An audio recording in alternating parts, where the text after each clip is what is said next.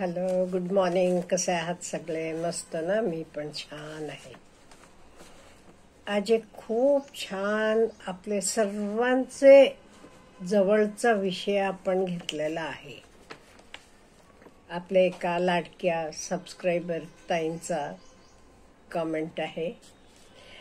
आपल्याला धार्मिक रीतिरिवाज करावे लागतात, समारंभात जावे लागते, नातेवाईकांना सांभाळावे लागते, त्यांच्या अडी अडचणीला मदत करावी लागते. त्यामुळे खर्च वाढतो. मुलांचे पण खूप खर्च असतात. त्यामुळे करता माणसाला प्लॅनिंग करता येत नाही. अगदी चौकोनी वा त्रिकोणी कुटुंब असले तरी एकट्या कमवत्या व्यक्ती फार बचत करू शकत नाही. त्याला उसनवारी करून संसार चालवावा लागतो. सगळे लोक घरातील कमवत नाहीत, जसे लहान मुले, ज्येष्ठ नागरिक. अशा वेळी काय करणार? कोणते खर्च आवरणार? आपण तरी काय सल्ला देणार का? मुलांना बचतीचे बाबत हे प्रश्न मनात आले, म्हणून यावर आपण एक व्हिडिओ बनवाल अशी आशा आहे. नक्की हा आपले सगळ्यांचाच विषय आहे. आपला खर्च वाढत जातो. त्यामुळे आणि शेवटी हे बघा, ॲडजस्टमेंट कुठेपर्यंत करणार आपण? एका ठराविक पॉइंट पर्यंत आपण बचत करू शकतो, ॲडजस्टमेंट करू शकतो, आवरू शकतो. त्याचे पलीकडे आपण हे करू शकत नाही. मग त्याला मार्ग काय? ते आपण होम मेकर्सांनी काहीतरी जादा मिळवण्याचा मार्ग शोधायला पाहिजे. का म्हणजे जो खर्च आपण टाळू शकत नाही तो खर्च करावाच लागतो. आपण समाजात राहतो, रीतिरिवाज आहे, लग्न कार्य आहे, अडीअडचणी कोणाच्या असतात, दवाखाने असतात. अशा वेळी आपण काही ॲडजस्ट करू शकत नाही. म्हणून काय करायचं आपण? ह्यालाही मार्ग आहे. आपण आपला इन्कम वाढवायचं. आता आपण इन्कम वाढवायचं ते आधी आपण विचार करायला पाहिजे, माझ्याकडे वेळ किती आहे. एखादा व्यक्ती म्हणेल पूर्ण दिवसाचा वेळ आहे माझ्याकडे. एखाद बाई म्हणेल माझ्याकडे फक्त 4 तास आहेत, माझ्याकडे 5 तास आहेत. What ever it is. आधी आपण ठरवून टाकूया आपल्याकडे मोकळा वेळ किती आहे. तुमच्याकडे पूर्ण वेळ असला आणि तुम्ही शिकलेला असला की तुम्ही नोकरी करू शकता. त्याचं काही अडचण नाही. एक वेळेला काय होते, आपण घरात एवढं सगळं घरातलं आवरायचं असते, त्यामुळे नोकरी करणं आपल्याला शक्य होत नाही. घरातलं मुलांचं करणं, मुलांच्या शाळेच्या वेळा, हे सगळं. मग आपण काय करणार? मग अशा वेळी सुद्धा खूप खूप गोष्टी करण्यासारख्या आहेत. आणि मी आज हे सांगणार आहे, हे मी आजूबाजूला बघितलेलं जे स्त्रिया करतात ते बघून त्या कशा वर आलेत हेतलंच मी सांगणार आहे. मी काही आकाशातलं सांगणार नाहीये. सत्य परिस्थिती. ज्या स्त्रिया, माझ्या बहिणी, माझ्या मैत्रिणी जे काही करतात तेथलंच मी तुम्हाला सांगणार आहे. म्हणजे तुम्ही कोणी ह्यातला पॉइंट्स वापरू शकता. फर्स्ट थिंग, कुकिंग रिलेटेड खूप गोष्टी करण्यासारखं आहे. तुम्हाला मी एक्झाम्पल दिलं की भावे सुपारी, साठे बिस्किट्स हे पहिल्यांदा गृहिणी घर खर्चाला मदत व्हावी म्हणून चालू केलेले प्रकार होते. नंतर ते खूप मोठे प्रमाणावर वाढले. कुकिंग रिलेटेड म्हणजे तुम्ही डबे करून देऊ शकता. तुम्हाला लोणची, मसाले किंवा पापड, कुरड्या हे सगळं करायची आवड असली आणि सवड असली की तुम्ही हे सगळं करू शकता. आणि त्याच्याशिवाय मी काही बायका अशा बघितल्यात, पुरणपोळी स्पेशलिस्ट. त्यांच्याकडनं रोज हॉटेल्सांना पुरणपोळी सप्लाय केली जाते. इवन आपण ऑर्डर दिली तरी आपल्याला पण पुरणपोळी त्या तयार करून देतात. आणि मोठ्या प्रमाणावर चाललेलं असते हे.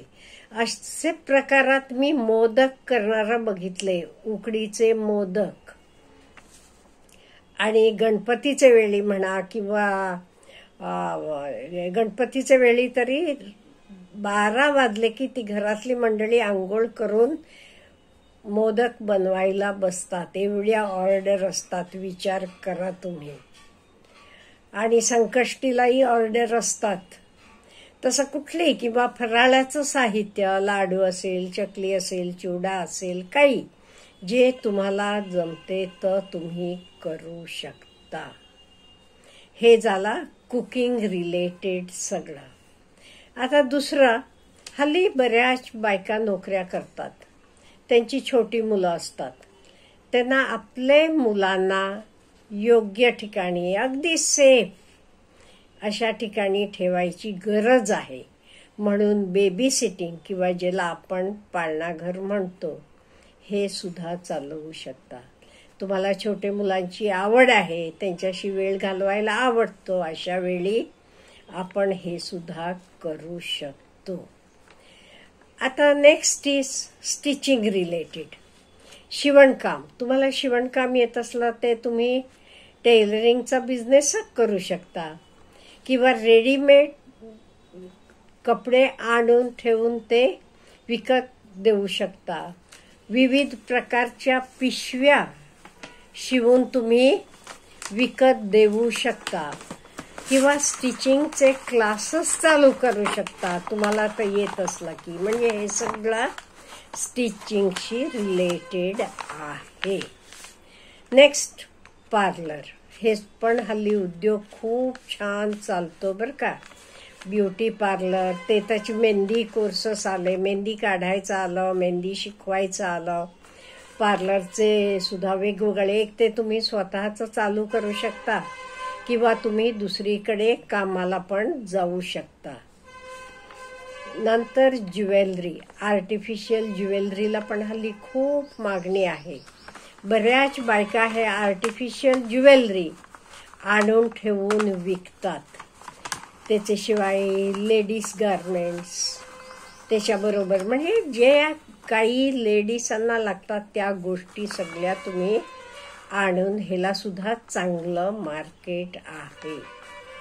आता तुम्ही शिकलेले असाल, तुम्हाला आवड आहे शिकवण्याची, ते तुम्ही ट्युशन्स घेऊ शकता.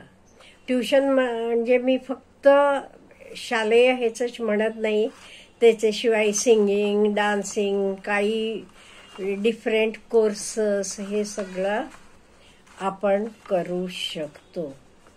ज्यांना ऑनलाईन करायची आवड आहे ते ऑनलाईन पण कामं करू शकता. यूट्यूब हवं ते यूट्यूब तुम्ही चालू करू शकता.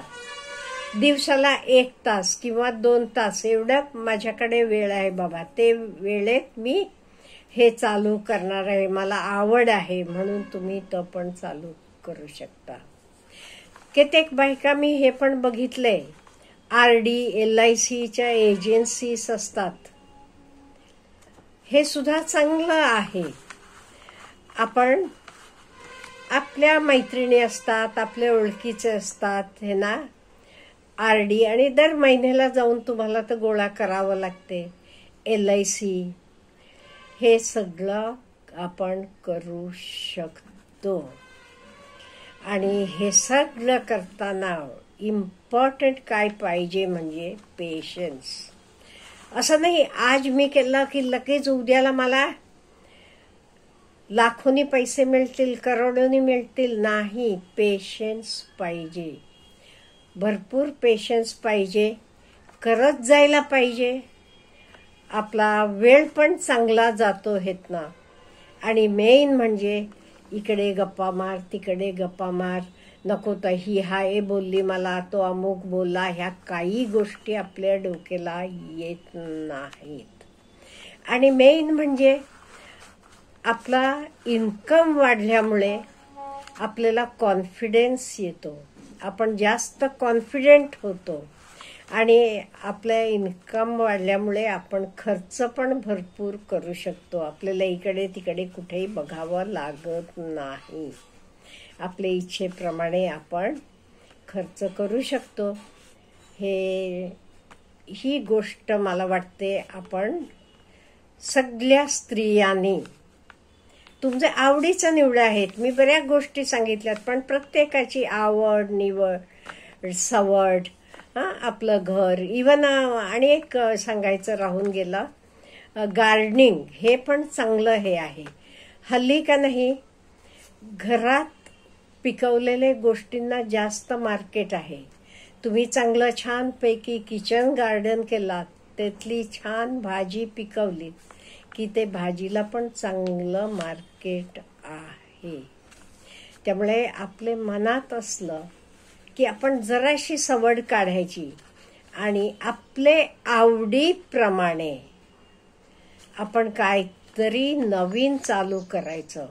आणि हे नवीन चालू करताना एक लक्षात ठेवा, लोक काय म्हणतील हा बिलकुल विचार डोक्यात आणू नका. बरेच जणांना असं वाटतं, हो लोक काय म्हणतील, मी अमुक करते. अहो, आपण काही कोणाकडे चोरी करत नाहीये, कोणालाही फसवत नाहीये. कष्ट करून 4 पैसे कमवायला काही लाज वाटायची गरज नाहीये. उलट आपण एफिशियंट बनतो, आपण कॉन्फिडेंट बनतो. आणि माझे मताप्रमाणे तर प्रत्येकानं, लेडीज असो जेंट्स असो, आपले मिनिमम रिक्वायरमेंटसाठी तरी आपले आपण मिळवायला पाहिजे. आता बघा, तुम्हाला मी बोललेलं कसं वाटलं, आवडलं का? तुम्हाला हे आणि काही ॲड करायचं असलं तरी मला कॉमेंट बॉक्समध्ये कळवा. अच्छा, हॅव ए गुड डे.